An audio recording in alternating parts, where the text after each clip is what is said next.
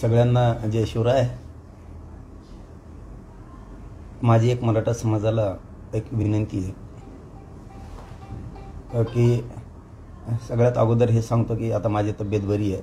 आता मी लगेच सुट्टी घेतोय आणि मराठा समाजाला एक माझी या निमित्तानं विनंती आहे की एकाही मराठा समाजाच्या विद्यार्थिनीनं आपल्या मुलांनी आत्महत्या करू नये ही माझी सगळ्यांना सगळ्यात प्रथम हात जोडून विनंती. शेवटी आपला जीव गेल्याच्या नंतर आपल्या आईवडिलाला खूप त्रास होतो आणि आपण दुनियाही बघायला राहत नाहीये.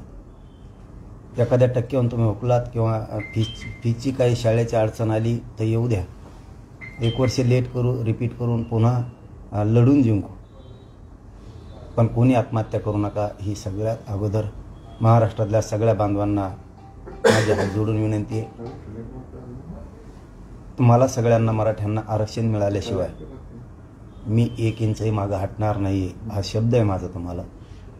शेवटी आंदोलनात कोणी असो नसो, कोणाला त्यांच्या गरिबीमुळे येता येत नाही, कोणाला त्यांच्या ड्युट्यामुळे येता येत नाही, कोणाला त्यांच्या व्यवसायामुळे येता येत नाही, परंतु घरी असणाऱ्यांसाठीही करतोय, नसणाऱ्यांसाठीही करतोय. म्हणून एक गोष्ट लक्षात ठेवा की आत्महत्या करू नका. मी असेल त्या जागेवरूनच तुम्हाला आरक्षण दिल्याशिवाय हटणार नाहीये हा शब्द आहे माझा तुम्हाला.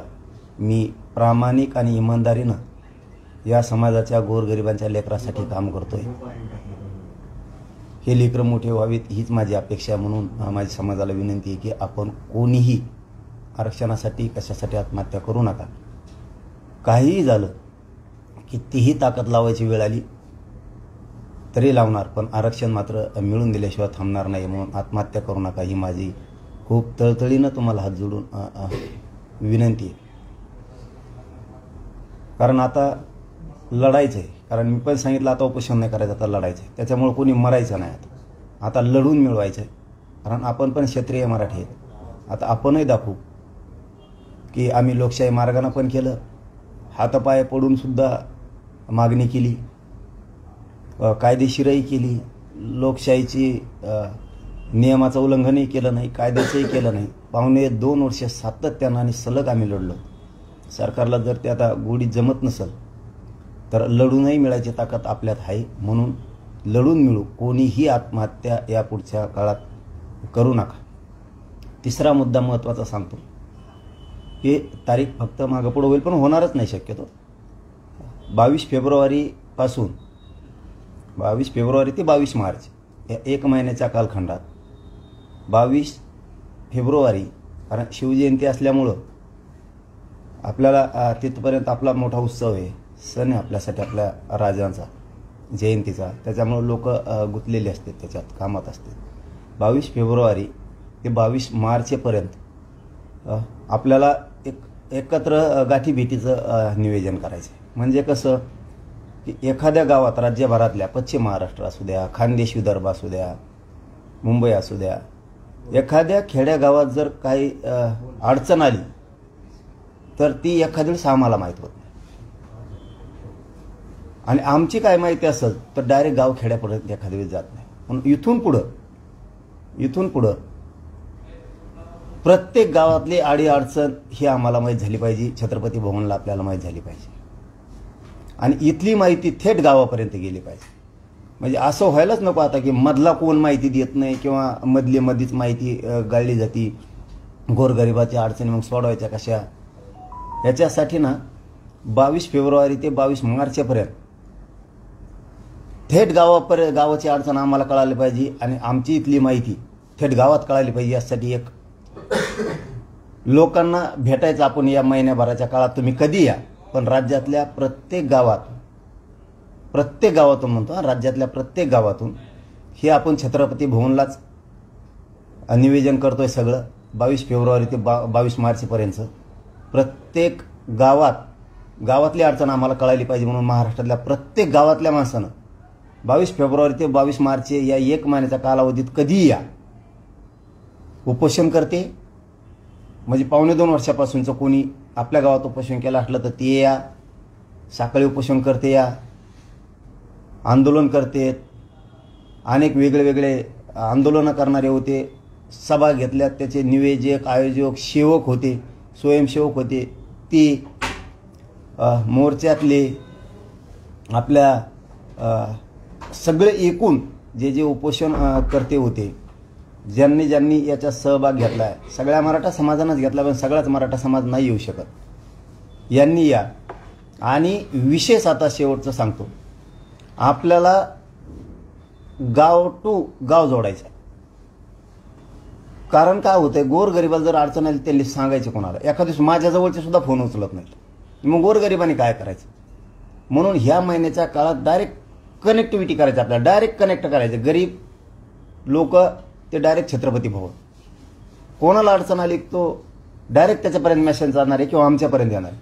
मग ते गावात राहिले तरी चालतं, गावातून सांगितलं त्यांनी तरी चालतं. त्यानंतर फक्त महाराष्ट्रातल्या प्रत्येक गावातल्या माणसानं, गावातल्या म्हणतो आम्ही, गल्लीतल्या सुद्धा, गल्लीतली जरी अडचण आली, गल्लीत सुद्धा, तरी ते आम्हाला माहीत होणं गरजेचं आहे. आम्हाला त्यांना मदत करता आली पाहिजे, सहकार्य करता आलं पाहिजे. एखाद्याच फोन केले तर इकडचे उचलीत नसतील किंवा असं काय होत असेल तर इथून मागचं काय झालं असेल ते झालं. पण इथून पुढं सगळ्या क्षेत्रातल्या, नोकरदार असेल, शिक्षक असेल, पोलीसमध्ये असेल, आरोग्यात असेल, तो महसूलमध्ये असेल, तो एखाद्या कंपनीने असेल, नोकरदार कुठला कर्मचारी वर्ग असू द्या, कोणालाही अडचण आली ते डॉक्टर वकील, तरी पण ही आपल्याला कनेक्टिव्हिटी जोडावी लागणार आहे. म्हणजे नियोजनबद्ध काम होणार आहे. कारण लोकांच्या अडचण काय होतं, नुसती गर्दी, आणि त्या गर्दीत काम कोणाला सांगायचं आम्ही हेही कळत नाही, आणि आलेल्या लोकांनी कोणाला सांगायचं आमच्याकडेला हेही कळत नाही. त्याच्यामुळे लोकांचे ना कामं झाले पाहिजे, कामं महत्वाचे आहेत आपल्यासाठी, हे समजून घ्या. म्हणून मी 1-2-3 मिनिटासाठी जास्तीचं हे सांगितलंय की याच्यात खरं गोरगरिबाची इथे, शेतकऱ्याचं इथे, शेतकऱ्याची माहिती आमच्यापर्यंतच येत नाही डायरेक्ट. त्याला मग सांगायचंय गर्दी आहे. त्याच्यामुळे आपण एक हे महिनाभर आता अभियान ठेवल्यासारखं ठेवलं. याला अभियान नाव नका देऊ, परंतु 22 आता फेब्रुवारी 2025 ते 22 मार्च 2025 पर्यंत 1 महिन्याच्या काळात कसलंही काम असलं तरी प्रत्येक गावातला माणूस आता येऊ शकतो. एक दिवस जर राबविलं तर पुऱ्या राज्यातले येऊ शकत नाहीत, आणि आले तर भेट होणार नाही. आता कुणी म्हणूही शकणार नाही मला टाईमच नाही मिळाला. 1 महिन्याच्या आत तुम्हाला केव्हा टाईम मिळू द्या, 22 फेब्रुवारीपासून ते 22 मार्चपर्यंत कधीही टाईम मिळू दे, कधी पण, रातची या, दिवसा या, कधी या, त्यावेळेस आपण ते 24 घंटे काम सुरू ठेवणार आहे 1 महिन्यासाठी. आणि 1 महिन्यात राज्यातली गावागावापासून ते छत्रपती भवनापर्यंत एकमेकाला डिटेल माहीत झालं पाहिजे. साधी जरी अडचण आली तरी एकमेकाच्या मदतीला धावून गेलं. गरीब डायरेक्ट अंतरवालीपर्यंत नाही येऊ शकत. मग त्या गरीबाचं, त्याचं जर छत्रपती भवनला अंतरवाली जर काम कळालं तर आम्ही इथून त्याचा सोडवण्याचा प्रयत्न करू. इथून म्हणजे घरपोच सेवा करायची आम्हाला. गोरगरीब मराठ्यांचे अडीअडचणी सोडवण्याची घरपोच सेवा करायची. मग जर त्यांना गावात अडचण आली तर तालुक्याला, त्यांच्या जिल्ह्यात काही काम असेल त्यांना आम्ही इथून तिथं लोक उभा करून त्यांच्या कामात त्यांना हातभार लावणार आहे. म्हणून हे खूप गरजेचं आहे. आणि गोरगरिबांनीच या, म्हणजे बाकीच्यांनी येऊ नका असं नाही. गोरगरीब काय म्हणतो, गेला तो अमुक अमुक, तो गेला आता आमच्या गावाच्या वतीनं, 10-5 जण गेले आमच्या गावाच्या वतीनं. जर कदाचित ते काही राजकीय डोक्यात ठेवून आले, काय आले, तर परत उद्या त्याला त्या गरीबाचं काम त्यांनी ऐकू नये. त्यामुळे गरिबांनी सुद्धा या, कारण आपलं काम आपल्यालाच सोडवायचं. आपण गरिबांनीच, गरजवंताचंच काम गरजवंतांनीच पुरं करायचं. म्हणून गरिबांनीच या चळवळीत उभारायचं, या आंदोलनात उभारायचं, अडीअडचणीत उभारायचं. त्यामुळे ही गोष्ट मात्र आता पक्की समजून घ्या की गाव टू गाव जोडायचं आहे. कारण इथली माहिती, छत्रपती भवनची अंतरवालीची माहिती डायरेक्ट गावात गेली पाहिजे, आणि गावातली माहिती अडीअडचणीची डायरेक्ट छत्रपती भवनला, अंतरवालीला, शहागडला आम्हाला कळालीच पाहिजे. पैठण फाटा, शहागडला, यासाठी आपण कनेक्ट करतोय. तुम्ही 22 फेब्रुवारीपासून 22 मार्चपर्यंत कधी या आता. म्हणजे काम करणारे असतील, प्रमुख लोक असतील, आपले सगळे म्हणत आम्ही, गरीब श्रीमंत, उद्योजक, व्यावसायिक, याच्यात काय भेद नाही, कर्मचारी काहीच भेद नाही, प्रत्येकाने यायचं. आणि आम्ही आता लोकांच्या अडचणी सोडवण्याचं काम करणार आहेत. परंतु अडचणीच सुटत नसतील तर काय उपयोग आहे, आपली एवढी मोठी गर्दी असून काय उपयोग आहे. कारण गरिबाची माहिती आमच्यापर्यंत येत नाही, गरीब इकडे येऊ शकत नाही. त्यामुळे एकदाच यायचं आणि हे पूर्ण कनेक्ट करून घ्यायचं. म्हणजे गल्लीत जरी अडचण आली तरी डायरेक्ट अंतरवालीत माहीत झाली पाहिजे, छत्रपती भवनला माहीत झाली पाहिजे. इतकं पक्क नेटवर्क करणं आपल्याला गरजेचं आहे. तेव्हा आपल्या गोरगरिबाचे प्रश्न सुटणार आहे. आणि कोणीच म्हणायचं नाही मी गरीब आहे, आपण काय जायचं, आमचे आमके आमके जाते, आमके आमके बी येतील, तुमचे कोण असतील, पण तुम्ही सुद्धा. कारण आपण आपल्या कुटुंबाला, गावाला, गल्लीला अडीअडचण आली तर सहकार्य झालं पाहिजे ना. दुसऱ्याच जीवावर अवलंबून राहायचं, तेव्हा दुसरा नाही गेला तर मग. तसंच आम्ही सुद्धा हातात घेतले की तुम्ही सांगितलेलं काम त्याने जर नाही केलं तर मग काय करायचं. त्याच्यामुळे ते आमच्यापर्यंत डायरेक्ट आता माहीत झालं पाहिजे. फोन केला तुम्ही एखाद्याने गरीबाने, नाही त्याने फोन उचलला, काय करायचं, तुम्हाला अडचण आहे. म्हणून आपल्याला हे आता जोडणं खूप गरजेचं आहे, खूप गरजेचं आहे. म्हणून लक्षात ठेवा, 22 फेब्रुवारीपासून 22 मार्चपर्यंत सलग 1 महिना आपण हे काम सुरू करणार आहे. सलग सगळ्यांनी महाराष्ट्रातल्या प्रत्येक गावातल्या माणसानं, म्हणजे पश्चिम महाराष्ट्रातले प्रत्येक गावातल्या माणसांना यायचंय, कोकणच्या प्रत्येक माणसांना यायचंय, मुंबईतल्याही प्रत्येक गावागावातल्या माणसांनी यायचंय, खानदेशातल्या प्रत्येक गावागावातल्या माणसांनी यायचंय, विदर्भातल्या प्रत्येक गावागावातल्या माणसांनी यायचं. कारण कुणबे आणि मराठा एकच आहे, भेद ठेवायचा नाही. विदर्भ खानदेशवाल्यांनी भेद ठेवायचा नाही. आपण कुणबे आणि मराठी एकच आहेत. अडचण आल्यावर कोणी येत नाही आपल्या मदतीला, नुसतं दाटून विषय म्हणतात, कोणी येत नाही. म्हणून माझी विनंती आहे की कुणबे आणि मराठा एकच, विदर्भातल्या गावातल्या माणसांना यायचंय. आपल्याला एकमेकाच्या अडचणी माहीत झाल्या पाहिजेत. कारण राज्य आपण जर एकत्र राहिलो सगळे तर आपल्या पुढचे संकट आपल्याला येणार नाही. मराठवाड्यातल्या सुद्धा गावागावातल्या माणसानं स्वतःहून यायचं, कोणीही म्हणायचं नाही की आमच्या गावातले अमुक अमुक गेले, त्या अमुक अमुकने नाही काम केल्यावर आपल्या कुटुंबाने काय करायचं, आपल्या गल्लीतल्या गावातल्या लोकांनी काम काय करायचं. त्यामुळं आपण या मोहिमेत सहभागी व्हायचा आहे. आपल्याला ही कनेक्टिव्हिटी जोडून घ्यायची, बेस्ट नेटवर्क जोडायचं. गाव थेट गावापर्यंत आमची माहिती गेली पाहिजे, गावाची माहिती किंवा अडचण थेट आम्हाला कळाली पाहिजे. म्हणून काम आता सुरू 22 फेब्रुवारी ते 22 मार्चपर्यंत. दादा आपण याच्याबरोबर एक माहिती मिळाली आणखी, देवेंद्र फडणवीस साहेबांना जे आपण म्हणतात ना मायबापाची माया, आमच्या ग्रामीण भागात म्हणतात बघा मायबापाची माया, ती जरा काल पहिल्यांदा दिसून आली. थोडी एक बापाची माया आहे देवेंद्र फडणवीसला, हे काल जरा दिसलंय बघा.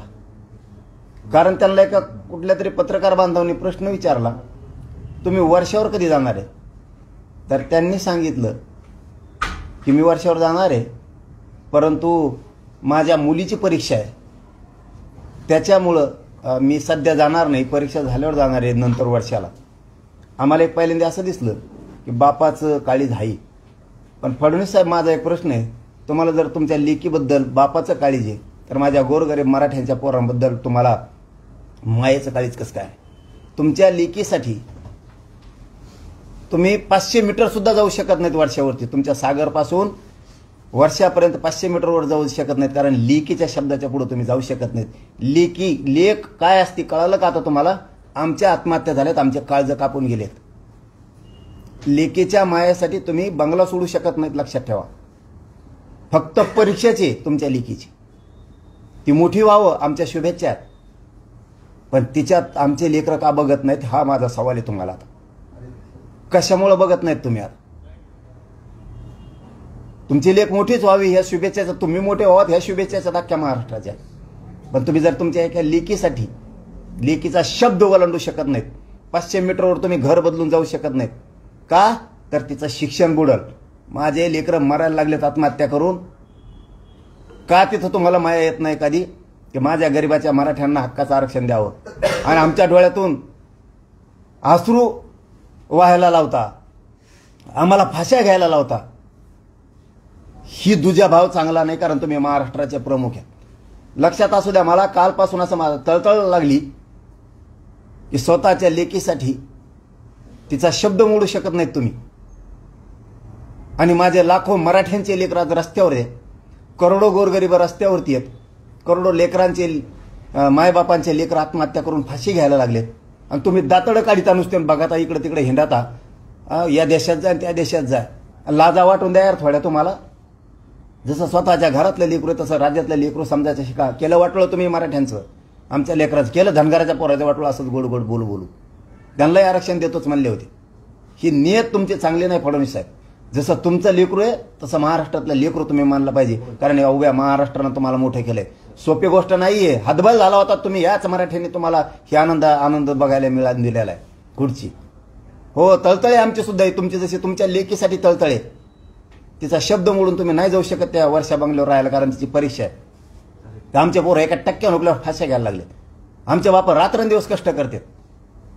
त्यांचं पोरगं नाही नोकरीला लागत, नाही पोरगी नोकरीला, नाही उच्च शिक्षण घेते. तुम्ही ते एसीबीसी आरक्षण दिलं, 100% पोरीला फीस मागायला लागलेत आमच्या मराठीचा. ही भेदभाव आहे का तुमचा आमच्या पोरीत आणि तुमच्या पोरीत?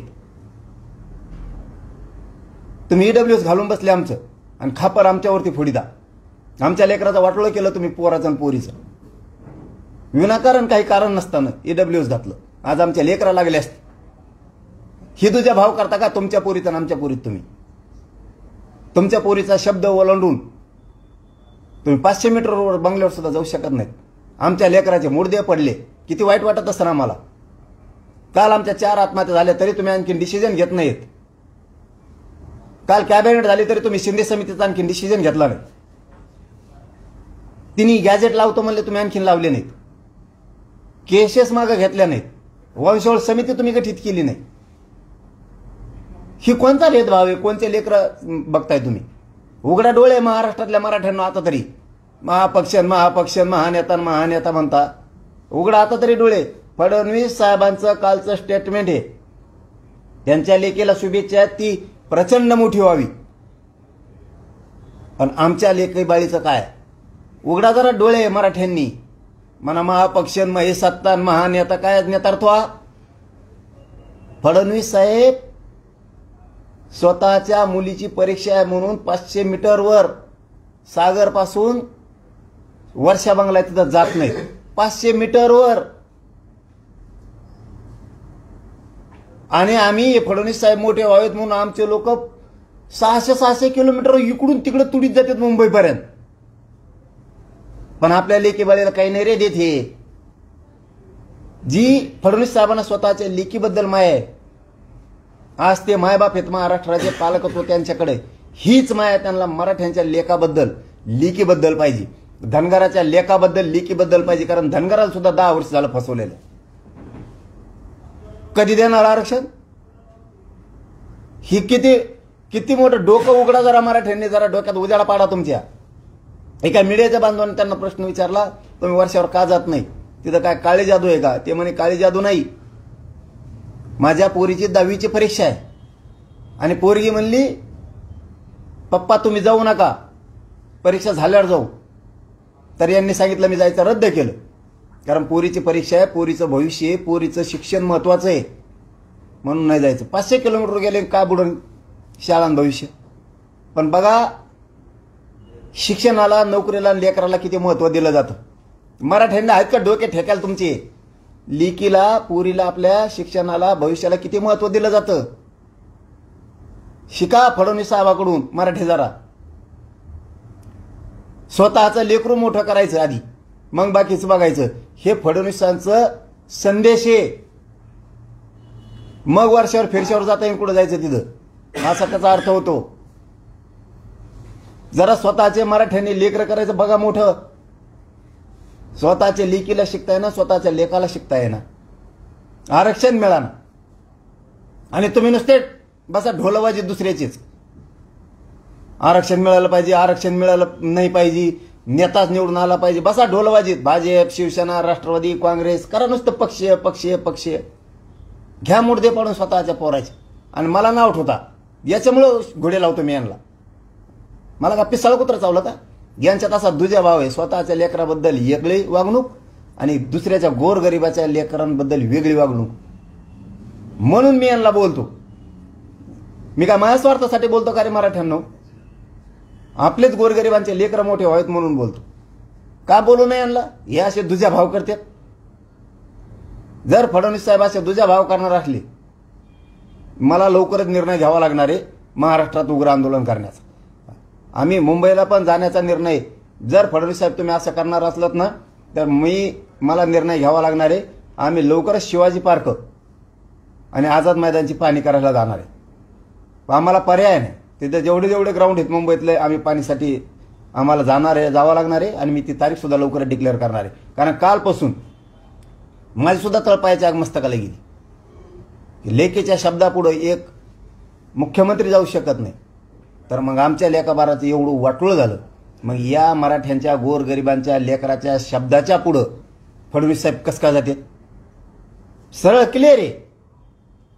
जर स्वतःच्या पोरीच्या पुढे शब्दाच्या पुढे मुख्यमंत्री जाणार नसले तर गोरगरीब मराठ्यांच्या पोरीच्या आणि पोराच्या शब्दाच्या पुढे मुख्यमंत्री चाललेत कसं काय जाता? याचा अर्थ तुम्ही दुजा भाव करताय. तुमच्या पोरीला वेगळा न्याय आणि आमच्या पोरीला वेगळा न्याय. आणि तुम्ही न्याय वेगळा द्या ना, पण तुम्ही पालकत्व तुमच्याकडे आहे.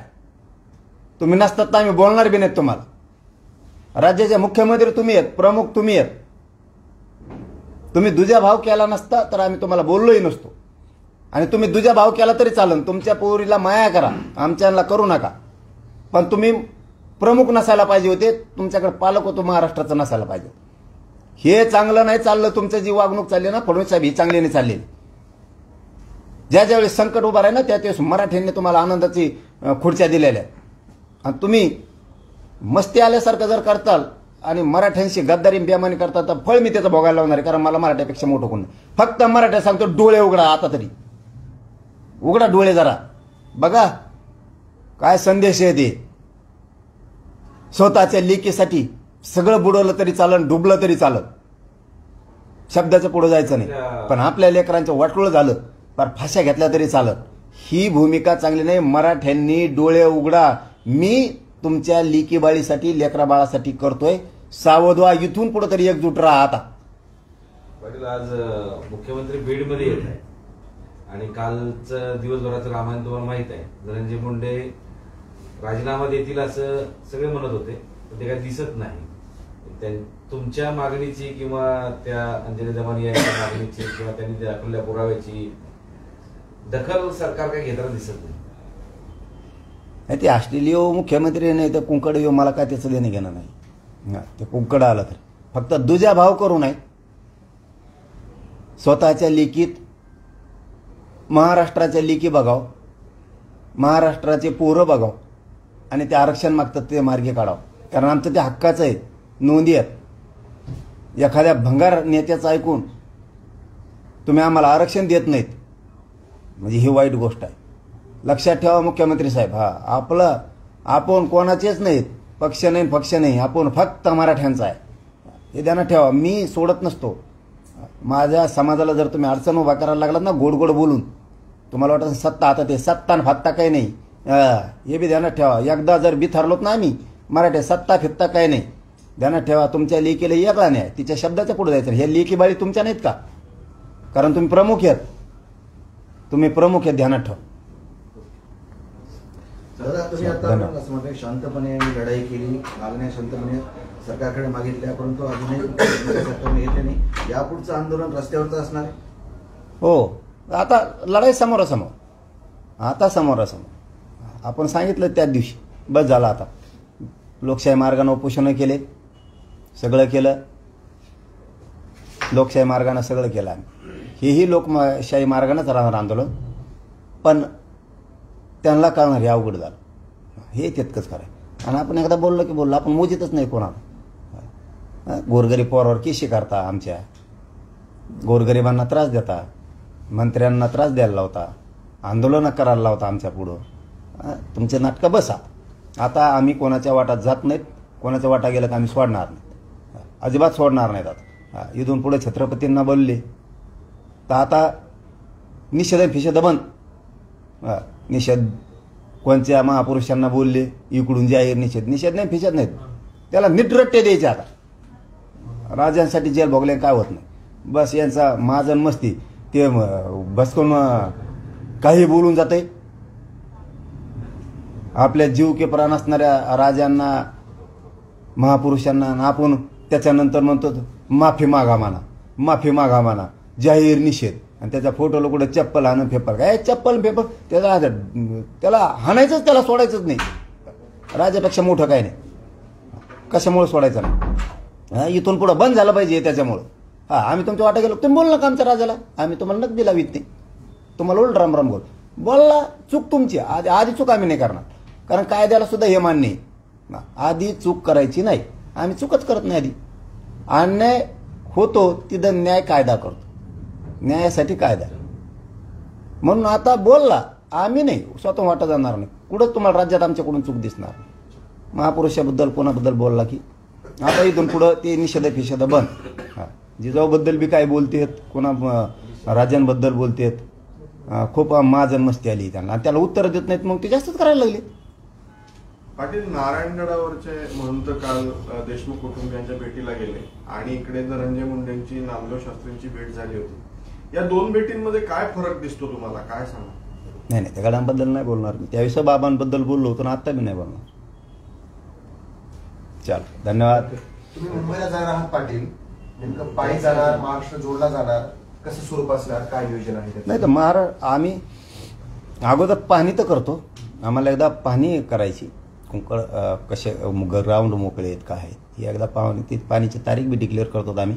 मला जरा 10-15 दिवस आराम बी करणं गरजेचं आहे. आणखीन एकदा तारीख डिक्लेअर करून पाहणी करून येतो, तर ते निवांत होणार प्रोग्राम, तो प्रोग्राम निवांत होणार. कारण आता माघारी नाही येणार आहे, आम्हाला जायला तयारी करायला लागते मारणाची. शेती थोडी येऊन द्यायचं आणि तिथं गेलं की 1 मिनिटात अमुक मागण्या मंजूर केल्या म्हणायचं आणि माघारी यायचं. आमची मेहनत इतके दिवस केलेली व्हायला जाते. त्याच्यामुळे आता बसले की काय बसणार आहेत मुंबईत. असलं नाही आता, असं नाही आता गेलं की माघारी नाही. मागील वेळी तुम्ही मुंबईला गेले होते त्यावेळी सरकारनं तुम्हाला आश्वासनं दिली, स्वतः मुख्यमंत्री आले होते, तलवार उंचावून त्यांनी असं दाखवलं, छत्रपती शिवाजी महाराजांची त्या ठिकाणी शपथही घेतली होती. मात्र त्यानंतर कुठे थोडं पानं पुसले गेली, त्यामुळे आता ही मोठी पाऊल उचलावी लागतात का? नाविलाज आहे, त्यांनी अधिसूचना काढली, अंमलबजावणी त्यांना करू दिली नाही. आता आम्हाला ते करत, आता माघारी येत नाही एवढंच. आता क्लिअर कट इथून पुढं बस काय सांगायचं नाही. 1 दिवसात कर, 2 दिवसात कर, तो 15 दिवसात कर, आम्ही मुंबई सोडित नाही. तसं तो बंद पडून दी, नाही तिकडे काढी लागून दी. मुंबईला तुम्ही म्हणजे पाहणी करायला जाता, उपोषण करणार आहे का वेगळं आंदोलन करणार? उपोषण फॉर्पोषण बंद. उपोषण 2 वर्ष केलं भाऊ, मी सोपी गोष्ट नाही. मग हाडं झिजून निघाले. 2 वर्ष मला लोकशाही मान्य आहे, कायदा मान्य आहे म्हणून मी उपोषण, कारण सरकारवर लोकशाहीच्या माध्यमातून प्रभाव टाकणारं शांततेतलं आंदोलन म्हणजे आमरण उपोषण. मग आता इतकं कायदेशीर शांततेत करून जर काही देणार नसले तर आमची शक्ती आम्हाला दाखवावं लागणार आहे. स्वरूप आत्ताच कसं काय सांगा, मी आत्ताच कसं काय सांगा, त्या टायमाला दिसत ना त्यांना, ते तुम्हाला सांगते. मुख्यमंत्री, ते राज्यपाल, पंतप्रधान, राष्ट्रपती, हे 4-5 लोक तुम्हाला सांगणार. नाही सांगितलं नाव बदलून ठेवा तुम्ही. आपलं आम्हाला बी मराठी म्हणतात मग, आणि आपण जुन्या विचारावर चालतो. त्या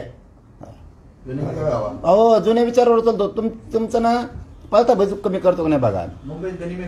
मुंबईत सगळ्या महाराष्ट्रात आम्ही गेलेलो आहेत पहिलं, आणि त्यांना चांगला माहिती आहे करायला लागलं. आणि मी जुन्या विचारायचं, मी बोललो की ते करीत असतो. माया मराठ्यांना आरक्षण घेतल्याशिवाय मागे येतं नाहीत, आणि पुढं काय होतंय तेही बघू. आणि इथून पुढं महापुरुषांना कोणी बोलायचं नाही, अजिबात बदनाम करायचं नाही. 200 आम्हाला जास्त दिल्या तरी चालतील, आम्ही ऐकून घेऊ, पण सुट्टी देणार नाहीत आम्ही. इथून पुढं ते निषेध बनते, जाहीर निषेध. ते फेसबुकला घरात झोपल्या लिहायचं, आमक्याचा जाहीर निषेध, त्याचा धिक्कार. ते कचाकच बोलायला लागले महापुरुषाला, राजाला. इथून पुढं आपण ज्याला बोललो ना त्यानेच बोलायचं. दुसऱ्याचं टेंडर घेऊन थुका चाटायचा नाही अजिबात.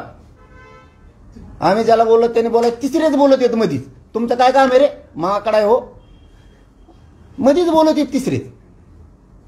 किती खावा, किती चाटावा एखाद्याचा, थुकल्याला थोका चाटीत असते का कुठं.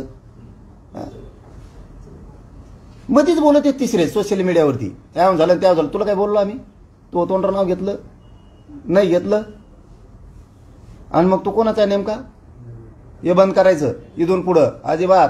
आणि पोलीस प्रशासनाला सांगतो, आम्ही कोणालाही बोलत नाहीत. कोणी बोललं ना त्याचा बंदोबस्त करत जा, आणि तुम्हाला जर करता येत नसलं तर बंदोबस्त मग बघा बोंबलं नका आमच्या नावात. आपलं सगळं सरळ असतंय. बस झालं आता. 2 वर्ष सहन केला आम्ही, आता पुढं नाही. धन्यवाद.